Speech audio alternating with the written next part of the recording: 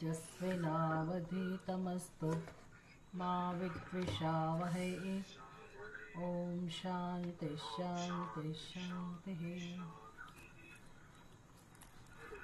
वन्दे देवमुमापतिं सुरगुरुं वन्दे जगत्कारणं वन्दे पन्नगभूषणं मृगधरं वन्दे पशूनां पतिं वन्दे सूर्यशशाङ्कवह्निनयनं वह्निनयनं वन्दे मुकुन्दप्रियं वन्दे भक्तजनाश्रयं च वरदं वन्दे शिवं शङ्करम्। गजाननं भूतगणादिसेवितं कपित्थजम्बो फलचारुभक्षणम् उमासुतं शोकविनाशकारकं नमामि विघ्नेश्वर पादपंकजं। આજે આપણે 19મા શ્લોકને શીખવાનો છે. તમે લોકો બધા હું બોલાવો પ્રમાણે બોલજો, પણ તમારા માઇક્રોફોન બંધ રાખજો, નહીતર આખું કેઓસ થઈ જશે. हरिस्ते साहस्रं कमलबलिमादाय पदयोः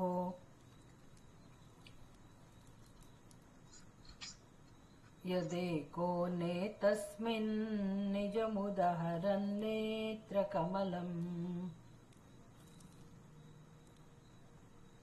गतो भक्त्युद्रेकः परिणतिमसौ चक्रवपुषा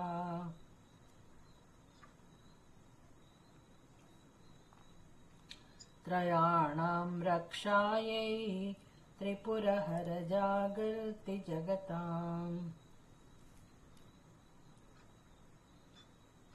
આ શ્લોકની અંદર પુષ્પદંત ભગવાન શિવજી નો મહિમા કે એની મહાનતા એ ભગવાનની ભક્તિના આધારે વર્ણન કરે છે કે ભગવાનની ભક્તિ કરવાથી જે ફળ મળે છે એ ફળ જ એટલું શ્રેષ્ઠ છે. ભગવાનની કૃપા કે ભગવાનની પ્રસન્નતાને કારણે ભક્તને જે ફળ મળે છે એ એટલું બધું ઉત્કૃષ્ટ છે. તો ભક્તિનું ફળ જ જો આટલું મહાન હોય, શિવજીની ભક્તિનું ફળ જ જો એટલું મહાન હોય, તો એ શિવજીની મહત્વતાનું તો પૂછવું જ શું. આ પ્રકારે ભગવાન શિવજીનો મહિમા કે ભગવાન શિવજીનું મહત્વ ગવાઈ રહ્યું છે. ભગવાન વિષ્ણુના દ્રષ્ટાંતથી હરિસ્તે, પહેલા આપણે એનું ભાષાંતર જોઈ લઈએ.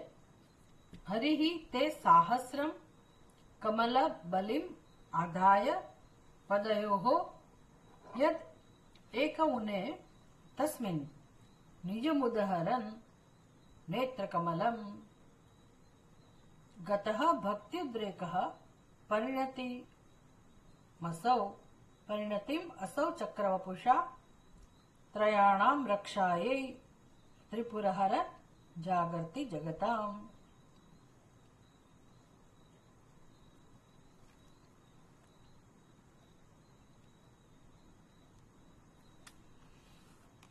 ભગવાન વિષ્ણુ ભગવાન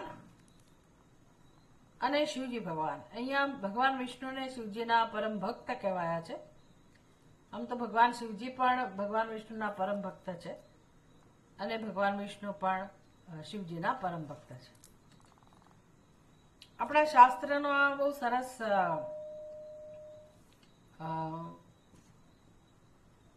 એની ગરિમા છે શાસ્ત્રની, કે શાસ્ત્ર કોઈ પણ દેવી દેવતાને ઉતરતા નથી કહેતા કે ચડિયાતા નથી કહેતા. એટલે ભગવાન શિવના આપણે ભક્ત હોઈએ કે ભગવાન રામચંદ્રજીના ભક્ત હોઈએ, ભગવાન કૃષ્ણના ભક્ત હોઈએ કે દેવીના ભક્ત હોઈએ, ભલે આપણે ત્યાં સમાજમાં લોકોએ એવું એક ફેલાવો કર્યો હોય, પ્રચાર કર્યો હોય કે કૃષ્ણ ભગવાન ચડ્યા હતા અને કોઈને શિવજી ચડ્યા હતા કોઈ કહેતું હોય, કોઈ દેવીને ચડ્યા હતા કહેતા હોય. હા, તમે જ્યારે એનું સ્તોત્ર પાઠ કરતા હો તો દરેક સ્તોત્રમાં એવું કહ્યું હોય, અન્ય દેવતા ચિત્ત ન ધરાઈ. હનુમાન ચાલીસામાં પણ આવું કહ્યું હોય કે ભગવાન શિવજીનો મહિમા હોય તો ભગવાન શિવજીને જ મહાન કહેવાયા હોય, ગણપતિનો મહિમા હોય, ગણપતિનું સ્તોત્ર હોય, એમની સ્તુતિ હોય તો ગણપતિજીને શ્રેષ્ઠ કહેવામાં આવ્યા હોય. તો એ તો એક પદ્ધતિ છે કે ભાઈ જેની સ્તુતિ હોય એને માટે જ બધું કહેવાતું હોય. એટલા માટે કે ભાઈ આપણને જો એ ગમી ગયા દેવી દેવતા, આપણી રુચિ એમાં હોય તો પછી આપણી પૂર્ણ શ્રદ્ધા એમાં બેસે. આપણને એવું ના થાય કે મારા દેવતા ઉતરતા છે, મારા ઈષ્ટ દેવતા ઉતરતા છે અને બીજાના ઈષ્ટ દેવતા ચડિયાતા છે, અથવા તો ચડિયાતા જે દેવતા છે એની જ મારે ભક્તિ કરવાની. આવું કોઈ ગડમથલ કે આવી સરખામણી આપણી બુદ્ધિમાં ના જન્મે એ માટે પુરાણોમાં એવી કથા આવતી હોય કે રામચંદ્રજી શિવજીના ભક્ત હોય, શિવજી રામચંદ્રજીના ભક્ત હોય. રામેશ્વર તમે જાઓ તો એવું કહેવાય કે ભાઈ રામેશ્વર એટલે એનો અર્થ શું સમજવાનો? સંસ્કૃત ભાષામાં આ એક સમાસ છે અને બંને રીતે સમાસને તમે ખોલી શકો. એટલે કે રામેશ્વર શબ્દને બે રીતે તમે સમજી શકો કે રામસ્ય ઈશ્વરમ, રામસ્ય ઈશ્વરઃ, રામસ્ય ઈશ્વરમ રામેશ્વરમ. રામજીના જે ઈશ્વર છે તે રામેશ્વર એટલે ભગવાન શિવજી. એક આ સમાસ થયો, ષષ્ઠી તત્પુરુષ. અને બીજો કર્મધારય, રામ ચ અસૌ ઈશ્વર. જે રામ પણ છે અને જે ઈશ્વર પણ છે એનું નામ રામેશ્વર. એટલે એ રામ છે અને કોના ઈશ્વર છે? તો કે શિવજીના. એટલે શિવજી એવું કે ભાઈ રામચંદ્રજી જે ઈશ્વર છે એ અર્થ કરવાનો રામેશ્વરનો. અને રામજીને પૂછ્યું કે રામેશ્વરનો અર્થ શું થાય? તો રામસ્ય ઈશ્વર, ભાઈ મારા જે ઈષ્ટદેવ છે તે. અને બંને જણા એકબીજાના ધ્યાનમાં મગ્ન હોય. ભગવાન શિવજી ધ્યાન કરતા હોય તો કોનું ધ્યાન કરે છે ભગવાન શિવજી? તો કે રામચંદ્રજીનું. રામચંદ્રજી ધ્યાન કરતા હોય તો કોનું? તો કે ભગવાન શિવજીનું. એવી રીતે અહીંયા શિવમહિમના સ્તોત્રની અંદર ભગવાન વિષ્ણુ અને ભગવાન શિવજી બંને વચ્ચેનો સંબંધ ભક્ત અને ભગવાનનો બતાવ્યો છે. વિષ્ણુ ભગવાન હોય તો ભગવાન શિવજી એના ભક્ત હોય. જો વિષ્ણુનો મહિમા હોય, જ્યારે પણ વિષ્ણુનો મહિમા હોય ત્યારે ભગવાન શિવજી ભક્ત હોય. અને ભગવાન શિવજીનો મહિમા હોય તો વિષ્ણુ ભગવાન ભગવાન શિવજીના ભક્ત હોય. આમાં ભગવાન વિષ્ણુ ભગવાનની ભક્તિનું વર્ણન છે અને ભગવાન શિવજી કેવી રીતે પ્રસન્ન થયા અને વિષ્ણુ ભગવાનની ભક્તિ એ શેમાં પરિણમી ગઈ, ભક્તિનું ફળ એને શું મળ્યું, કયું ઉત્તમ ફળ મળ્યું એનું વર્ણન છે. હરિસ્તે સાહસ્રમ કમલમ કમલબલિમ આદાય પદયોહો યદેકોને તસ્મિન નિજ મુદહર નેત્ર કમલમ. એટલે એક પ્રસંગની વાત છે અહીંયા, એની કથા છે કે એક વખત ભગવાન વિષ્ણુ ભગવાન શિવજીની પૂજા કરતા હતા. રોજ કરતા હશે અને એમનો સંકલ્પ હતો કે મારે 1000 કમળથી ભગવાન શિવજીની પૂજા કરવી છે, ભગવાન શિવજીની અર્ચના કરવી છે. તો પછી હરિ એટલે ભગવાન વિષ્ણુ તે સાહસ્રમ કમલ બલિમ આદાય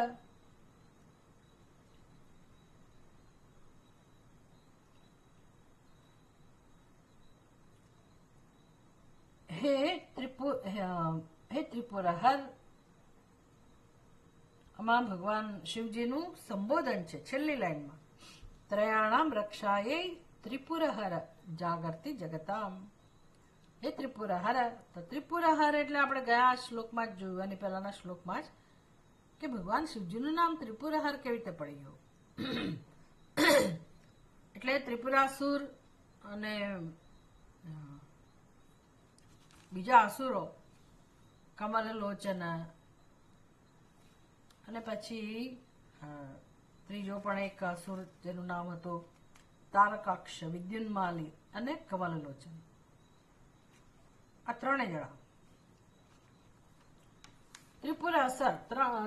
ત્રિપુરાસુર, ત્રણ પુરમાં જે વસવાટ કરતા હતા તે અસુરો, તારકાક્ષ, વિદ્યુન્માલી અને કમલલોચન. આ ત્રણેયનો જેને સંહાર કર્યો એને કારણે ભગવાન શિવજીને એક પદવી મળી, ત્રિપુરાહર.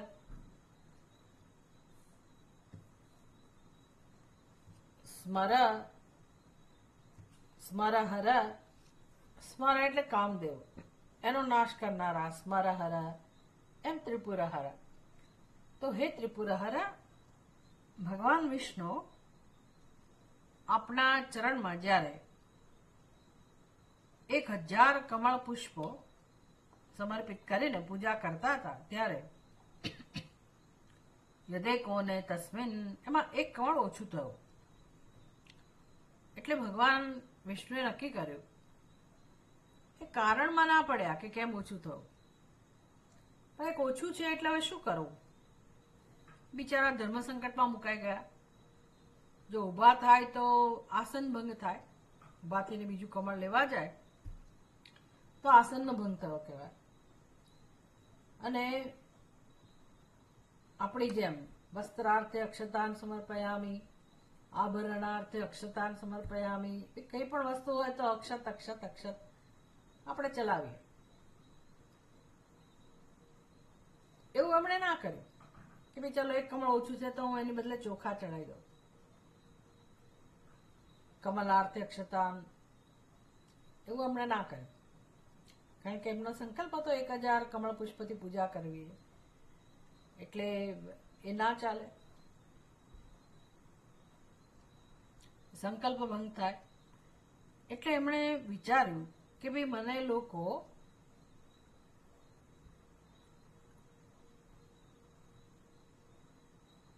કમલ નયન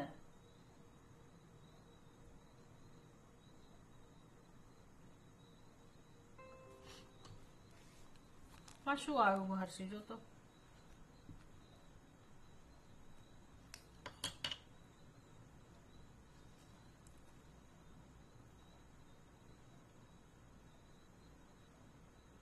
ભગવાન વિષ્ણુને લોકો પુંડરીકાક્ષ નામથી સંબોધે છે.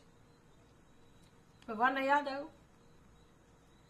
એટલે શિવપુરાણમાં જે કથા છે એમાં એવું છે કે વિષ્ણુ ભગવાન કાશીમાં, કાશી વિશ્વનાથ મંદિરમાં મહાદેવનું સતત આરાધન કરતા હતા.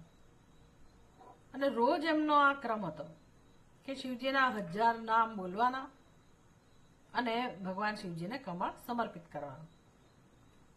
એક દિવસે એવું થયું, જ્યારે પૂજા કરી રહ્યા હતા ત્યારે ભગવાન શિવજીએ વિચાર્યું કે લાવ મારા ભક્તની હું પરીક્ષા કરું. એટલે એણે એક કમળ ચોરી લીધું, ગુપ્ત રૂપમાં આવી, અને ભગવાન શિવજીએ સ્વયં એક કમળનું હરણ કરી લીધું, ચોરી લીધું, બસ પરીક્ષા કરવા કે આની કેટલી દ્રઢ ભક્તિ છે. એટલે ભગવાન વિષ્ણુએ વિચાર્યું કે મારે શું કરવું, ઊભા થવાય નહીં અને એક કમળ ઓછું અપાય નહીં. એટલે એમને યાદ આવ્યું કે લોકો મને પુંડરીકાક્ષ કહે છે. પુંડરીક એટલે કમળ અને અક્ષ એટલે આંખો. તો જેની આંખો કમળ સમાન છે એનું નામ છે પુંડરીકાક્ષ. એટલે વિષ્ણુ ભગવાને જાતે જ પોતાની આંખ કાઢી અને ભગવાનના ચરણોમાં મેં સમર્પિત કરી. અને ભગવાન શિવજી તરત જ પ્રસન્ન થઈ ગયા અને વિષ્ણુ ભગવાનને ભેટમાં શું આપ્યું તો કે સુદર્શન ચક્ર. ભગવાન વિષ્ણુનું કામ છે ને જગતનું પાલન કરવાનું. આ જ સ્તોત્રમાં આવશે કે સ્વયં પરમાત્મા 3 સ્વરૂપમાં વિભાજિત થઈ ગયા, બ્રહ્મા, વિષ્ણુ અને મહેશ. બહલરજસે વિશ્વોત્પત્તો ભવાય નમો નમઃ. પ્રબલ તમસે તત્સંહારે હરાય નમો નમઃ. જન સુખ કૃતે સત્વોદ્રિક્તો મૃડાય નમો નમઃ. મૃડ એટલે વિષ્ણુ, ભગવાન શિવજીનું જ સ્વરૂપ છે. એ જન સુખ કૃતે, જન એટલે જીવો, મનુષ્યો, એના કલ્યાણ માટે, એના રક્ષણ માટે ભગવાને પરમ તત્વએ વિષ્ણુનું રૂપ ધારણ કરેલું છે. અને બ્રહ્માજીએ રજોગુણની પ્રધાનતા સ્વીકારીને સર્જનહારનું બિરુદ સ્વીકારેલું છે. એટલે સર્જક, પાલક અને સંહારક એવા 3 વેશ છે ભગવાનના. વિષ્ણુ ભગવાનના ભાગમાં કર્તવ્ય રૂપે જગતનું પાલન કરવાનું છે. એટલે આવા વિષ્ણુ ભગવાન, એમને શેની જરૂર પડે જગતનું પાલન કરવા માટે? આપણે જોઈએ છે એમના હાથમાં હંમેશા સુદર્શન ચક્ર હોય છે. અને આજ સુધી પણ આ સુદર્શન ચક્ર જે છે તે સમસ્ત બ્રહ્માંડનું રક્ષણ કરી રહ્યો છે. ચક્ર પોતે જ રક્ષણ કરે અને પછી એ ભગવાન વિષ્ણુના હાથમાં આવી જાય. એના માટે અંબરીશની કથા પણ છે, ભક્ત અંબરીશની, કેવી રીતે સુદર્શન ચક્રની રક્ષા કરી. અને બધું કામ પતાવીને જેનો સંહાર કરવાનો હોય, દુષ્ટોનો સંહાર કરીને ચક્ર પોતે જ ભગવાન વિષ્ણુ જે શેષશાહી છે એમની પાસે આવી જાય. આવું સુંદર ભક્તિનું ફળ ભગવાન વિષ્ણુને મળ્યું. હરિ તે ચરણયો સહસ્ર કમલબલિમ આદાય. કમલબલિમ એટલે ભેટ. બલિ એટલે આપણે એમ કહીએ કે બલિનો બકરો બન્યો, એટલે બલિ એટલે આપણે જ્યાં વધની કલ્પના કરીએ, કશુંક આપીએ, પણ બલિ એટલે ખરેખર ભેટ. અને યથાનુરૂપ બલિ હોય, કપાસના દેવતા કર્યા હોય તો પછી એને જે બલિ ચડાવવાનો હોય જુદા પ્રકારનો હોય. મોટો તમે જબરજસ્ત યજ્ઞ કર્યો હોય તો એમાં ભગવાનને ભેટ જુદા પ્રકારની હોય, ઉત્તમ પ્રકારની હોય. આ પ્રકારે તો ભગવાન શિવજીને આવી રીતે બલિ 1000 કમળ આપવા એવી જયારે અર્ચના થઈ રહી હતી ત્યારે તસ્મિન એક ઉને નિજ કમલમ યદ ઉદાહરત. એટલે જયારે કમળ ઓછું થયું ત્યારે જેમણે પોતાનું એક નેત્ર જ ભગવાનને સમર્પિત કરી દીધું. તો અહીંયા શું બતાવે છે કે ભક્તની દ્રઢતા, એટલે જડતા નહીં પણ દ્રઢતા. અને દ્રઢતા શેમાંથી જન્મે? તો કે પ્રેમમાંથી. ભગવાન માટે જે પ્રેમ હોય, ભગવાનને જ્યારે આપણે આપણા જીવનનો આશ્રય બનાવીએ, ધ્યેય બનાવીએ, પણ ધ્યેય બનાવતા પહેલા આશ્રય બનાવવાની જરૂર પડતી હોય. કારણ કે આપણને એવી સમજ ના હોય કે ભગવાન જીવનનું ધ્યેય છે. દરેક મનુષ્ય, સામાન્ય મનુષ્ય, ઓફકોર્સ એ થોડો ધાર્મિક કે સંસ્કારી હોય તો જ, બાકી તો મનુષ્યો તો બધાય છે, પણ કોઈને કંઈ ભગવાનમાં રસ હોય બધાને, એવું ના બને. ગમે તેવી તકલીફ પડે તો પણ લોકો ભગવાનના ચરણોમાં નથી જતા. અને અત્યારે તો સૌથી વધુ ભગવાનની જરૂર છે, ભગવાનના રક્ષણની, ભગવાનની શરણાગતિની. અત્યારે જે સમાજની સ્થિતિ છે રોજ રોજ બગડતી જાય છે. 20 વર્ષ પહેલાની જે સ્થિતિ હતી ને તમે અત્યારની સ્થિતિની વાત કરો, એમાં છેલ્લા 1 વર્ષથી 6 મહિનાથી જ્યારથી આ ન્યુસન્સ બધા આવતા ગયા છે, એટલે એનો દુરુપયોગ થતો ગયો છે. ન્યુસન્સ તો ના કહેવાય, પણ ટેકનોલોજીનો દુરુપયોગ થવા મળે. ત્યારે તમે જુઓ કે બધા પોતાના આખી દુનિયાને હથેળીમાં લઈને ફરે છે, અભણમાં અભણ છોકરીઓ પણ, અને સાવ બુદ્ધિ વગરના મનુષ્યો, યંગસ્ટર્સ, બધા જ જે એજ્યુકેટેડ નથી, સંસ્કારી નથી. એટલે એનું વિકૃત થઈ ગયું છે માનસ આખો. અને એને કારણે એટલો ક્લેશ અને એટલો સંઘર્ષ છે દરેકના જીવનમાં વ્યક્તિએ લગ્ન કર્યા હોય કે ના કર્યા હોય, ગમે તે ઉંમરની વ્યક્તિ હોય, વૃદ્ધ અવસ્થામાં પહોંચેલો વ્યક્તિ હોય તો પણ એટલો ત્રસ્ત છે જીવ. તો તમે લોકો કોઈક જેને કહેવાય ને કે ભાઈ ઈશ્વરની કૃપાને પાત્ર છો, એટલે તમને કદાચ આ બધી કલ્પના પણ ના આવે, એ બાજુ તમારું ધ્યાન પણ ના જાય. પણ સમાજનું તમારે નિરીક્ષણ કરવું હોય તો તમે કરી શકો કે શું સ્થિતિ ચાલી રહી છે. એટલો કંકાસ ઘર ઘરમાં છે, દરેક વ્યક્તિના મનમાં કકળાટ છે, વિકૃતિ છે, સ્વાર્થ છે. એટલે જ્યાં ધર્મ નથી, સંસ્કાર નથી, તો ત્યાં આવું હોય જ, સ્વાભાવિક હોય. કારણ કે દરેકના મનમાં વાસનાઓ ભરેલી હોય, કામનાઓ ભરેલી હોય, અને કામનાઓને તમે જો મેનેજ ના કરી શકો કે ધર્મના આધારે તમે એની પૂર્તિ ના કરો તો એ કામનાઓ વિકૃત બની જાય, તમને વિકૃત બનાવી જાય. અને પછી જે વ્યવહાર થાય અત્યંત વિચિત્ર વ્યવહાર હોય, અત્યંત. અને એવા કિસ્સા આપણને જોવા મળે, સાંભળવા મળે, આશ્ચર્ય થઈ જાય કે આ શું થઈ રહ્યું છે જગતમાં.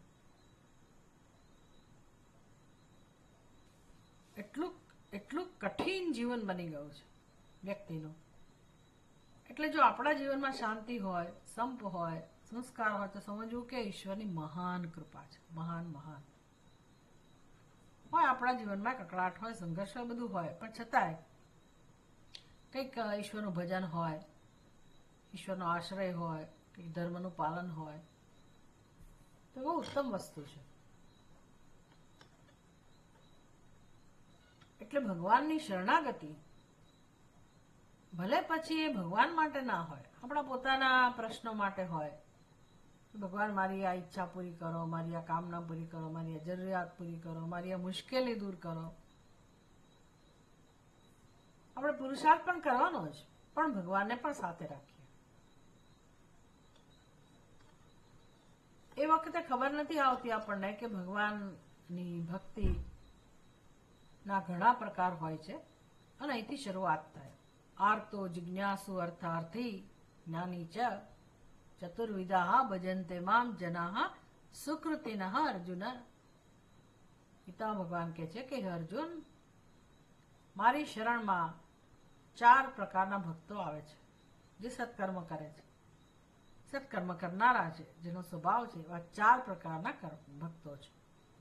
એટલે ભલે એનું સત્કર્મ પોતાની કામનાની પૂર્તિ માટે હોય કે પોતાના ભૌતિક ઉન્નતિ માટે હોય, પણ એને ભગવાનનો આધાર લીધેલો છે. એટલે ભગવાન કહે છે એ સત્કૃતિ છે ને હું એને મારો ભક્ત કહું છું. એટલે અહીંથી આપણા કલ્યાણની શરૂઆત થાય. ભલે મારું ધ્યેય, મારું ભૌતિક ઉન્નતિ હોય, મારી કામનાઓ હોય, એની પૂર્તિ હોય, પણ હું મારો પુરુષાર્થ એ કરું અને ધર્મને કે ભગવાનને પણ સાથે રાખું. એમ કરતા કરતા એક દિવસ એવો આવે, એક જન્મ એવો આવે કે આપણે તદ્દન બદલાઈ જઈએ અને હવે કામનાઓની પૂર્તિ માટે ભગવાન અનુસરણ ના રહે. ભગવાનમાં પ્રીતિ હોય, શ્રદ્ધા હોય, પ્રેમ હોય, પણ એ કેવળ ભગવાન માટે જ હોય. હવે અંદરથી ભગવાનનો ઉપયોગ કરવાનું ના સૂજે. હવે એવી જ પ્રાર્થના થાય કે ભગવાન અસતો માં સદગમય, તમસો માં જ્યોતિર્ગમય, મૃત્યોર્માં અમૃતમ ગમય. આવું જે જન્મમાં આપણને અંદરથી પ્રગટ થાય અને આપણો નિશ્ચય બને તો સમજવું કે હવે આપણું કલ્યાણ નિશ્ચિત છે. આ શ્રેષ્ઠ પ્રકારની ભક્તિ. બહુ જન્મો લાગે આપણી અંદર આવું પરિવર્તન આવતા, પણ આર્ત ભક્ત અને અર્થાર્થી ભક્ત છેવટે એમાં પરિણમે. આવા ભક્તમાં, જિજ્ઞાસુ ભક્તમાં એ ભગવાન ઈચ્છે છે. એટલે શરૂઆતમાં ભગવાન આપણી કામનાઓ પૂર્તિ કરે, આપણી મુશ્કેલી દૂર કરે, બધું કરે કે જેથી આપણી શ્રદ્ધા બનતી જાય ભગવાનમાં કે ના ભાઈ હું તો હનુમાન ચાલીસા કરું એટલે મારું કામ થઈ જ જાય, સુંદરકાંડ કરવું એટલે મારા પ્રશ્નોનું નિરાકરણ થઈ જાય. કેટલાક લોકો એમ કે ભાઈ હું સોમવાર કરું અને બસ મારા પ્રશ્નનું સમાધાન થઈ જાય છે અને ઉત્તર મળી જાય છે. એમ કરતા કરતા જેમાં શ્રદ્ધા હતી એ શ્રદ્ધા વધતી જાય અને પછી ભગવાન પણ કસોટી કરતો જાય કે ભાઈ ચાલો બહુ આપ્યું, એને બહુ ઈચ્છાઓ પૂરી કરી, હવે એને કેમ મારો ભક્ત બનાવો, ખરા અર્થમાં મારો ભક્ત બનાવો. એટલે ભગવાન પછી જીવનમાં થોડાક અઘરા પ્રશ્નો મૂકે, સમસ્યાઓ મૂકે. આપણને પીડા આપવા માટે નહીં, દુઃખી કરવા માટે નહીં, પણ એની તરફ બોલાવવા માટે. એટલે એક મહાત્મા સરસ કહે કે ભાઈ આપણા ગણપતિના હાથમાં પણ કંઈક આયુધ હોય, હનુમાનજીના હાથમાં ગદા હોય, રામચંદ્રજીના હાથમાં ધનુષ્ય બાણ હોય, ભગવાન શ્રી કૃષ્ણના હાથમાં મોટે ભાગે વાંસળી હોય. પણ ચલો કૃષ્ણ ભગવાનની બોલાવવાની રીત જુદા પ્રકારની છે, પણ બીજા બધા દેવી દેવતાઓના હાથમાં જે શસ્ત્ર છે ને એનો ઉપયોગ ભગવાન કઈ રીતે કરે આપણી સાથે? તો કે જેવા આપણે આમ બહારની તરફ જઈએ, જગત તરફ, પૈસો, પત્ની, પતિ, પુત્રો, સંતાનો, પ્રતિષ્ઠા, મહિમા, જ્યારે આ બાજુ આપણું મન ભટકે, આપણે એ તરફ જવા માંડીએ, બહિર્મુખ થઈ જઈએ, એટલે ભગવાન પોતાના શસ્ત્રનો ઉપયોગ કરે. પાછળથી એવો ઘા મારે કે આપણે ફસકાઈ પડીએ અને વળી પાછા આપણે પોતાની નજીક જઈએ, ભગવાનની નજીક જઈએ. આ રીત છે ભગવાનની. આવું કહેવાય માત્ર. ભગવાન પીડા આપવા માટે આવું ના કરે. પણ શું કરે ભગવાન છેવટે? ક્યાં સુધી ભગવાન આપણી કામનાઓ પૂરી કરે? ક્યાં સુધી મદદ કર્યા કરે?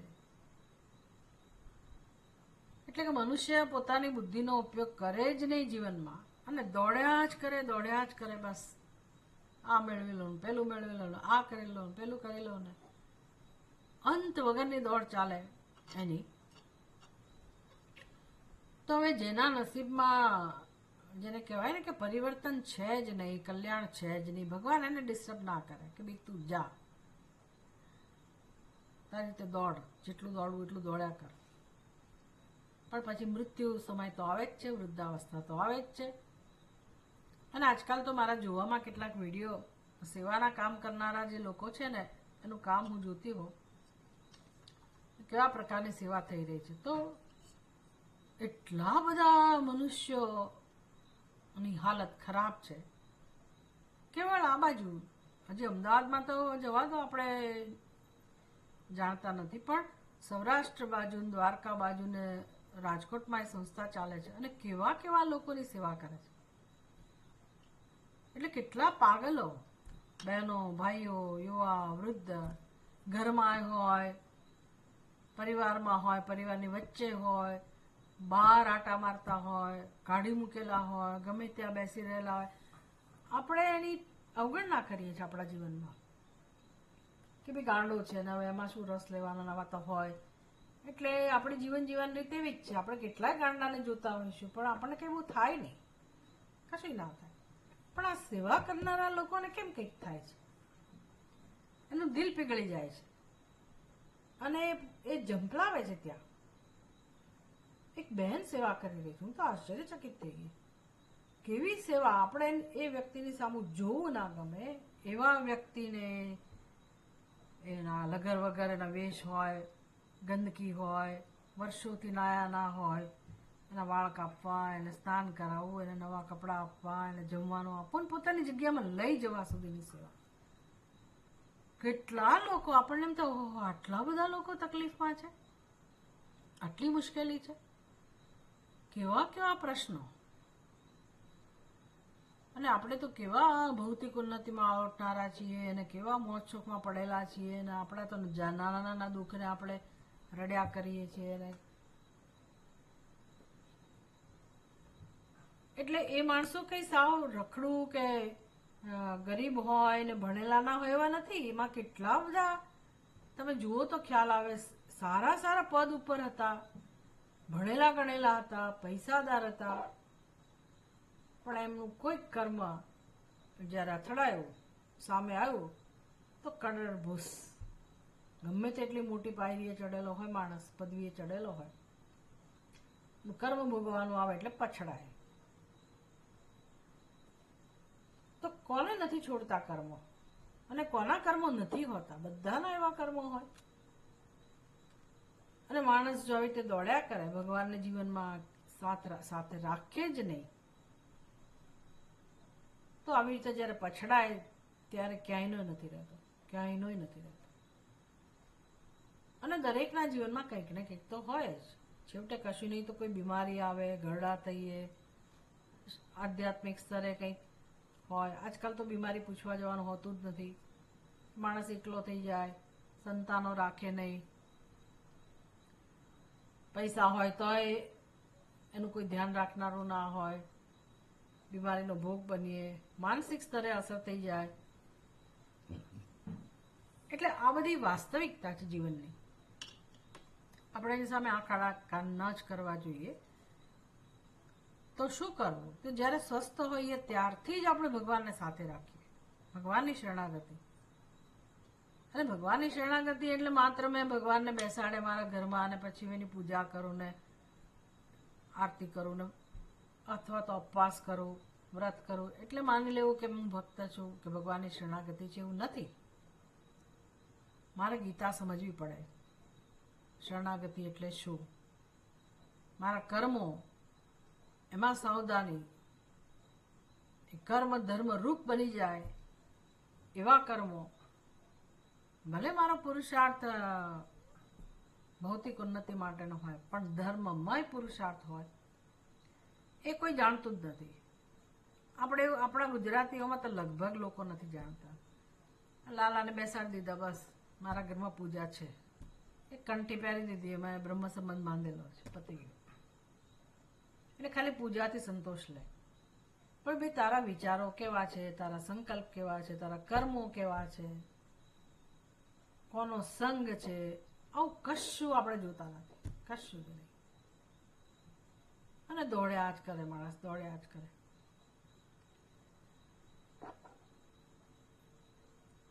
તો ભગવાનની શરણાગતિ અને અંતિમ શરણાગતિ કોને કહેવાય, એનું ખરું સ્વરૂપ કયું કહેવાય, બધું ગીતા શીખવાડે છે. એટલે વ્યવસ્થા આ પ્રકારની છે જીવનમાં. આપણને એવું લાગે કે ભગવાને મને ફળ આપ્યું મારા કર્મનું, ભગવાન સજા કરી રહ્યો છે. ભગવાનને આવી ચિંતા ના હોય. ભગવાનને શું કામ રસ હોય સજા આપવામાં? કર્મ ને કર્મનું ફળ તો એક સિદ્ધાંત છે, નિયમ છે જગતનો. ભગવાનને એવો રસ ના હોય. પણ વ્યવસ્થા આવી જ છે, કારણ કે ભગવાન આપણો આત્મા છે, આત્મરૂપે છે. અને ભગવાનમાં રસ ના લેવો એટલે આત્મામાં રસ ના લેવો. અને બહિર્મુખતા અને સમર્પિત થવું, અનાત્માને સમર્પિત થવું, જડને સમર્પિત થવું, ભૌતિકવાદને સમર્પિત થવું. આખી દુનિયા આવી છે મોટા ભાગની. એટલે આપણને એવું એમાં કંઈ કશું ખોટું ના જણાય. આપણને એમ લાગે કે આવું જ હોય ને, એમાં ખોટું શું કરે. પણ પછી જ્યારે આપણે કલ્યાણ ઈચ્છતા હોઈએ તો રસ્તો કેવો છે કે જ્યાં સુધી મારું મન ભગવાનમાં તરફ ના વળે, આત્મા તરફ ના વળે, ધર્મ તરફ ના વળે, ત્યાં સુધી મારું કલ્યાણ નથી. એટલે પછી જો આપણે ધીરે ધીરે ભગવાનની શરણાગતિ સ્વીકારીએ, ભક્ત બનીએ, ધર્મનું આચરણ કરીએ અને ભગવાનને પ્રાર્થના કરીએ, ભક્ત બનીએ ખરા અર્થમાં, પછી ભગવાનથી સહન ના થાય. પછી ભગવાન કે આ વ્યક્તિને મારી તરફ કેમ લાવવી, કેમ આનામાં પરિવર્તન લાવવું, શું કરું કે મારામાં રસ લે. એટલે સીધી રીતે આપણે પહેલેથી જ જો ભગવાનની શરણાગતિ સાથે જીવન જીવતા હોય તો વાંધો નથી. નહીતર ભગવાન એવું કરે કે આપણું જે કેન્દ્ર હોય, આપણે જેના પર આશ્રિત હોઈએ, જે આપણો આશ્રય હોય, ભગવાન એ આશ્રયને હલાવી નાખે, જેથી આપણી આસક્તિ ઉપર આઘાત થાય અને આપણે ધીરે ધીરે ભગવાનનું શરણ લઈએ. આવી વ્યવસ્થા છે. ભગવાનને નથી ગમતું એવું નથી, ભૌતિક ઉન્નતિ થાય, ભગવાનને ના ગમે, ભગવાનની ઈર્ષા આવે એવું ના હોય. પણ એ ભગવાન આત્મરૂપે રહેલો છે. એટલે કેમ આત્માભિમુખ કરવો એના માટે જીવનમાં અમુક પ્રકારની પરિસ્થિતિ આવે, પછી ભગવાન કસોટી કરે આપણી. એટલે આપણે પોતાને ભક્ત માનતા થઈએ, આપણને આનંદ આવે ભગવાનની ભક્તિમાં. પછી એવી પ્રાર્થના પણ જન્મે કે ભગવાન બસ મને તો હવે પરમ ભક્તિ આપો, ભક્તિ કરતા છૂટે મારા પ્રાણ, માગું એટલું. ભગવાન તો આપણે ગાવા ખાતર ગાતા હોઈએ, ભગવાનને એમ લાગે કે આણે સાચે સાચ એવું માગ્યું છે. ભગવાન પેલું આપણી આરતી છે ને, જય જગદીશ હરે, એમાં છેલ્લી પંક્તિ શું છે? તન મન ધન સબ કુછ હૈ તેરા, સ્વામી સબ કુછ હૈ તેરા, તેરા તુજકો અર્પણ ક્યાં લાગે મેરા. આવું આપણે ગાઈએ, પ્રેમથી ગાઈએ, ભાવથી ગાઈએ. પણ પછી આપણે ક્યાં અર્પણ કરીએ છીએ ભગવાનને? ખાલી આપણો ભાવ વ્યક્ત કરે, ભગવાન સાચું માની લે. ભગવાન બસ હવે તો તારામાં જ રસ છે, એટલે ભગવાન કામ કરતો થઈ જાય. એની રીત કામ કરવાની જે હોય તે આપણને એનામાં રસ લેતા કરવા માટે ભગવાન ગમે તે ભૂમિકા સર્જે.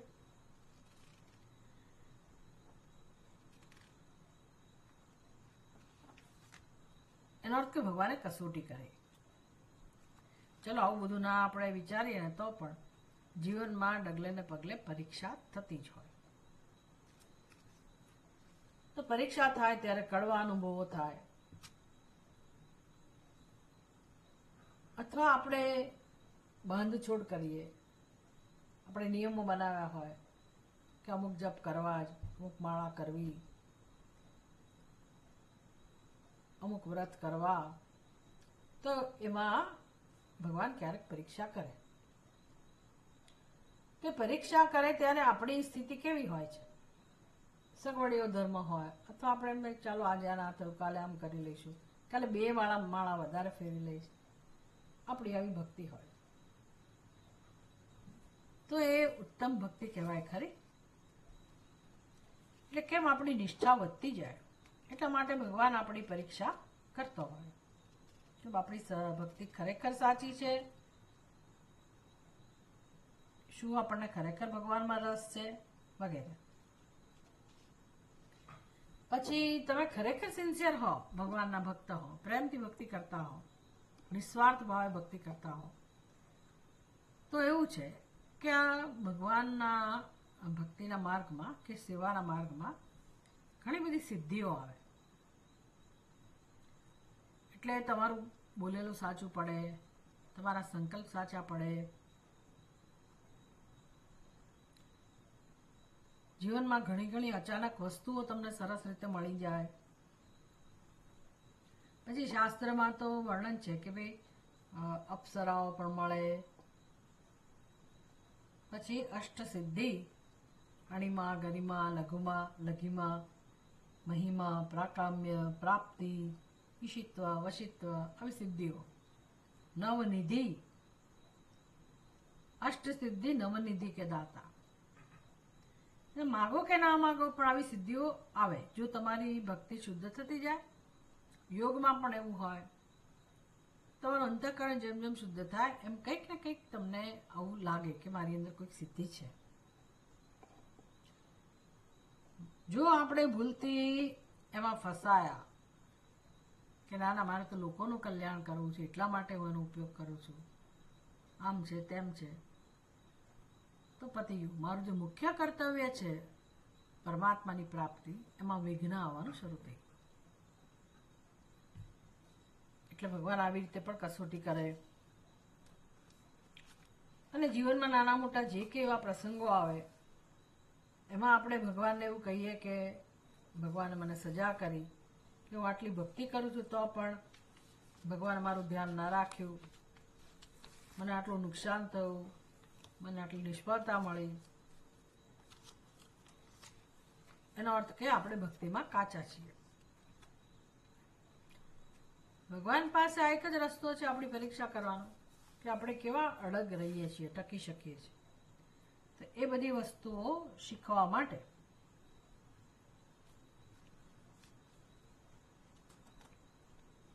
અને ભગવાનમાં આપણી શ્રદ્ધા વધતી જાય. આપણે કોઈ ભેટ નથી જોઈતી હોતી ભક્તિના ફળ રૂપે. ભગવાન મને વિશેષ ફળ આપે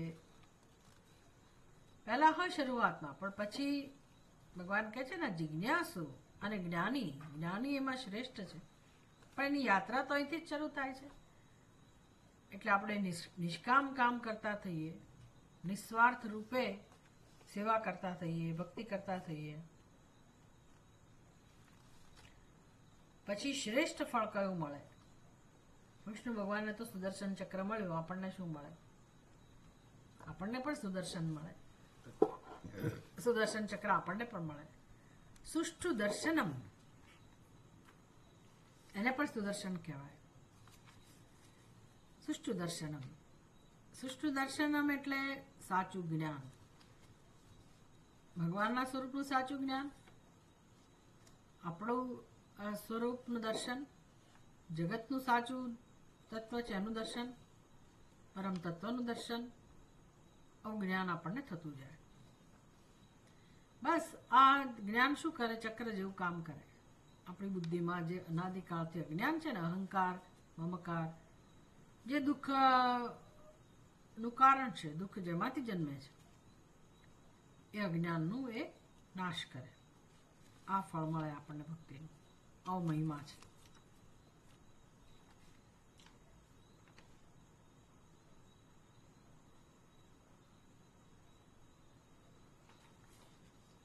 એટલે આપણી દ્રષ્ટિમાં પરિવર્તન આવે,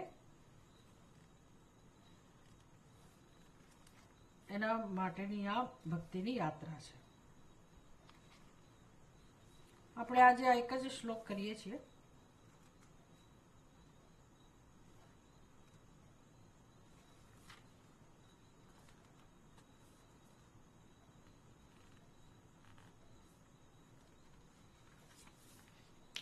ઘણું બધું આના પરથી આપણે આધ્યાત્મિક અર્થઘટન કરી શકીએ આ શ્લોકો પરથી, પણ આપણી સમજના પ્રમાણે આપણે અત્યારે આટલું કર્યું છે.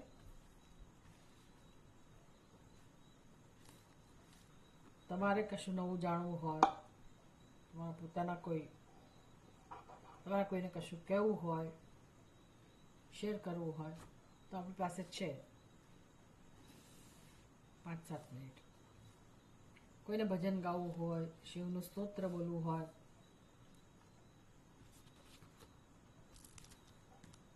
બધા પાસે નમું છું વંદું છું હોય, તો આપણે એમાંથી પણ કંઈક પાઠ કરી શકીએ. શ્રાવણ મહિનો છે તો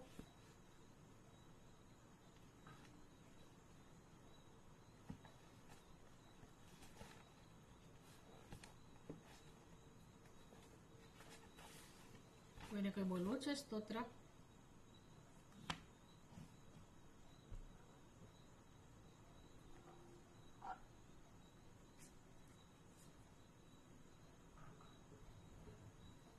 નિધિ,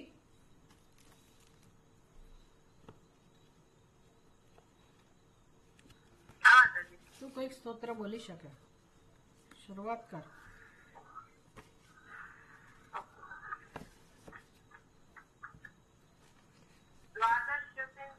હા, કેન બી ડન. એ આમાં નહીં હોય, પણ નમું છું વંદું છું માં નહીં હોય. છે નમું છું વંદું છું માં છે, એમાં નથી. વંદે શિવમ શંકરમ માં હશે.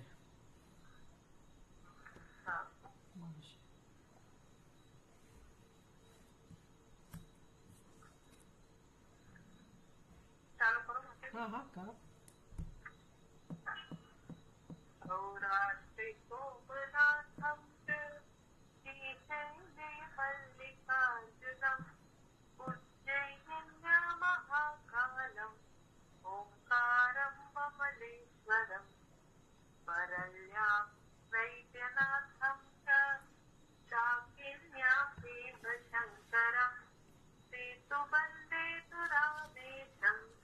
नागेशं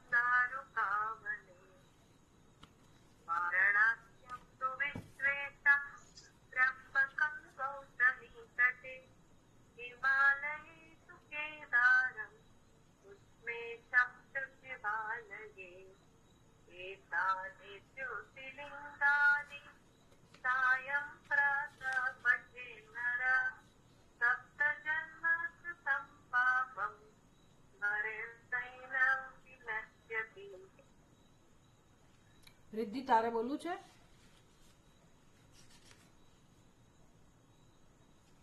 લિંગાષ્ટકમ લિંગાષ્ટકમ તને આવડે છે? એકાદું શ્લોક પણ બોલી શકાય. મહર્ષિ તું શરૂ કર લિંગાષ્ટક. હું કરું છું માતાજી. બ્રહ્મબોધાદિસુરાર્ચિત નિર્મલ ભાસિત શોભિત લિંગમ જન્મજ દુઃખ વિનાશક લિંગમ તત્પ્રણમામિ સદા શિવલિંગમ. હા, હવે હિરેન તું બોલ બીજો શ્લોક.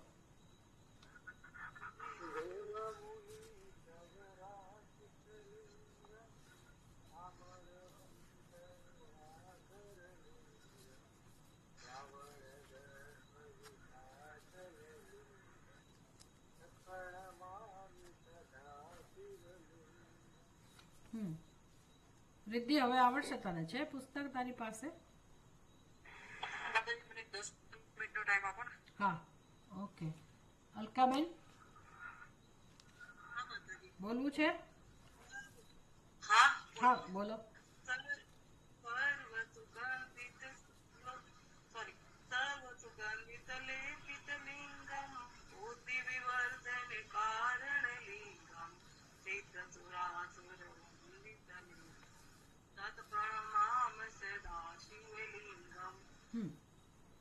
બીજું કોણ છે?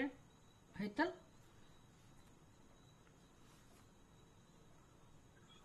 હા માતાજી. તારી પાસે છે નમું છું વંદુ છું? ના માતાજી, પુસ્તક બીજા રૂમમાં છે. સારું. આ મેહુલ છે? કોણ છે? હા, મેહુલ હતો ને ક્યાંક. એને આવડે છે બોલતા? તને આવડે છે સ્તોત્ર? તું કયું સ્તોત્ર તું બોલતો હતો? એક વાર તે સરસ બોલેલો હતો. કયું સ્તોત્ર? હા બોલો.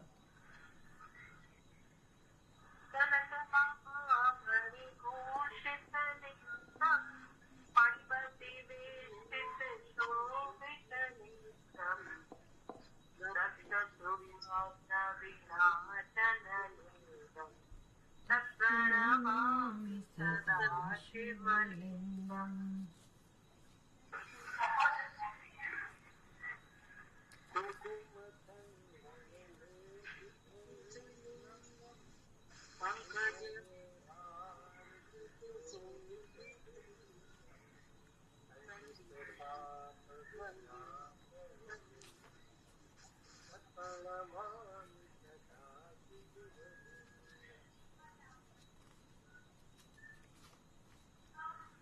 પૂરું થઈ ગયું સ્તોત્ર?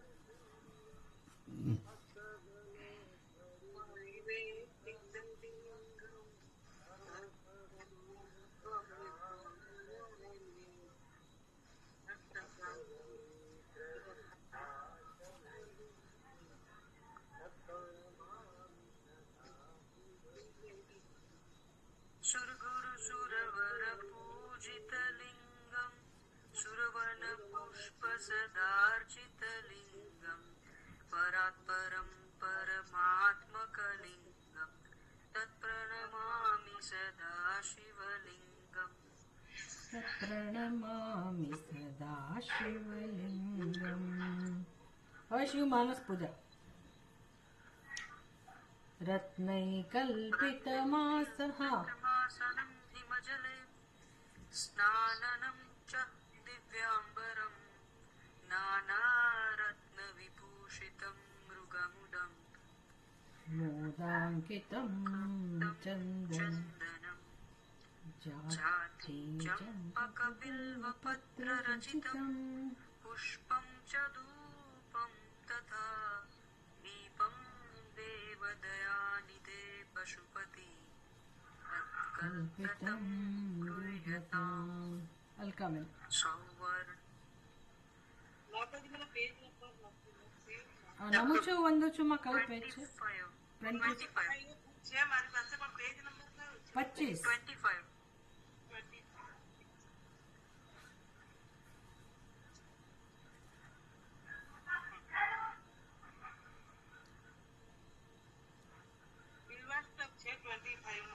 વંદે શિવમ શંકરમ નહીં, નમુચુ વંદુચુમાં. વંદે શિવમ શંકરમમાં નિધિ કેટલા પાના ઉપર છે? 10મું પાનું.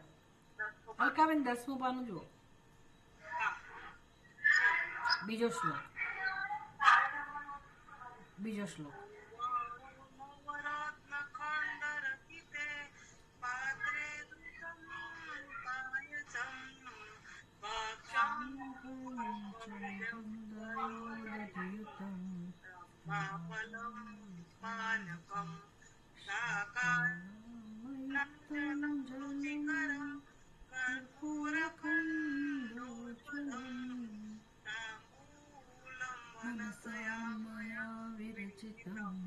ભક્તા પ્રભો સ્વીકુરુ. નિધિ.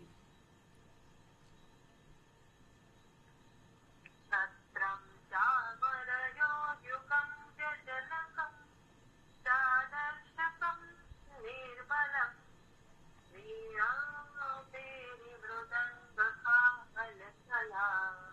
ગીતમ ચનુત્યમ તથા સાષ્ટાંગમ પ્रणति स्तुतिर्बहु विद्यायोगमया संकल्पेन समर्पितं तव विभो पूजा गृहाण प्रभो. મહર્ષિ.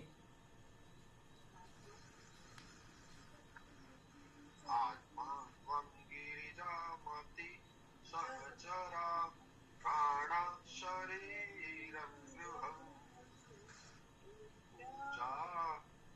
ते विषयो वभोगरचना निद्रा समाधिस्थिति सचरा पापतयो प्रदक्षिणविधिः स्त्रोत्राणि सर्वा गिरो यद्यत् कर्म करोति तत् अखिलं શંભો તવારાધન. હિરણ.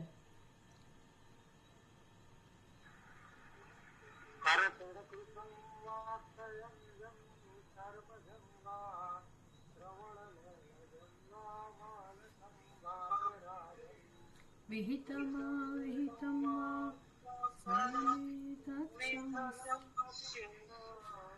જય જય કરુણાબ્દે શ્રી મહાદેવ.